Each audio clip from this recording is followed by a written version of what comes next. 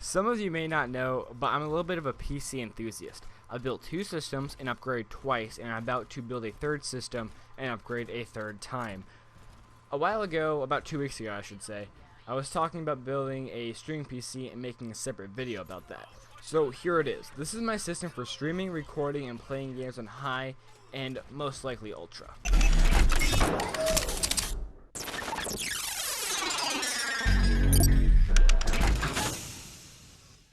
So starting off with the case, I chose a full ATX case that costs around $100.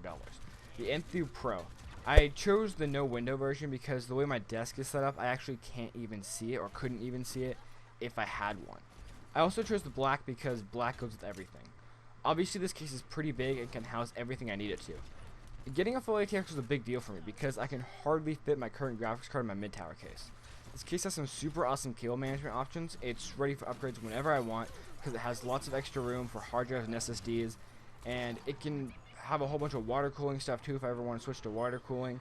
It has some features that I would never probably use, but it's still nice to have. If you guys want to check out the case for yourself, the link is on screen right now.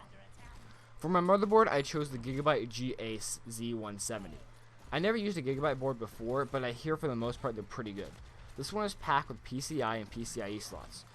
They come in handy a lot, and it also has like USB Type-C, which is going to be a big deal in the future, and it has SATA Express ports, which are always great to have, and it also does have 2-way SLI and 3-way crossfire support, which is nice. And lastly, it does have 4K support, which every board should have by now, but I just thought it was worth mentioning. Overall, there's a lot of stuff that I can go into with this board, there's a lot of stuff I can talk about, but it's nothing too crazy special, it's kind of a weird balance between those. But if you want to check it out yourself, the link is on screen, and you can even go more in depth on it on Newegg. For RAM, I'm using the Kingston HyperX Fury.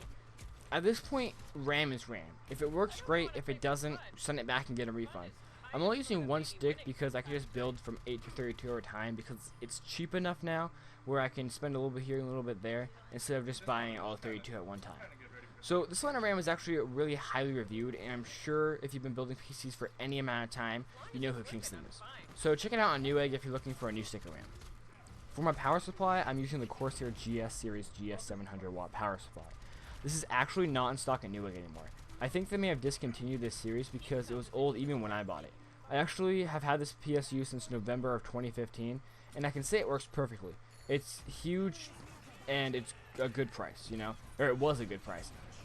I bought it because I needed a 700 watt power supply, or I didn't need it, but I needed a bigger power supply, and this was a really good price at the time. And it lights up, which is always nice. If for some reason you want to check it out on Newegg, the link is on screen right now. The heart and soul of this build is the CPU. The Core i7-6700K will be the heart of this streaming build, and I can barely contain my excitement. This processor is one of the best consumer ones on the market, excluding the Xeon series with 10 cores of, for high quality editing and all that stuff. This is a great CPU for games and just about everything else. You can run games while exporting a video and doing a virus detection scan.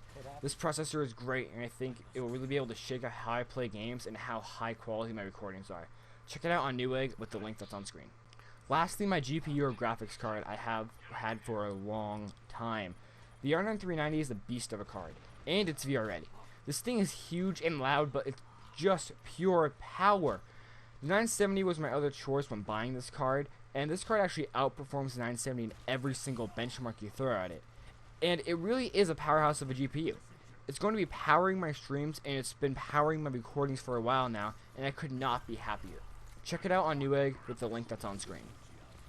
With that, my name has been Z-Star. I hope you guys enjoyed, and I hope you guys liked this video that was a little bit different and out of the ordinary. Don't forget to subscribe because I'll see you guys in the next video.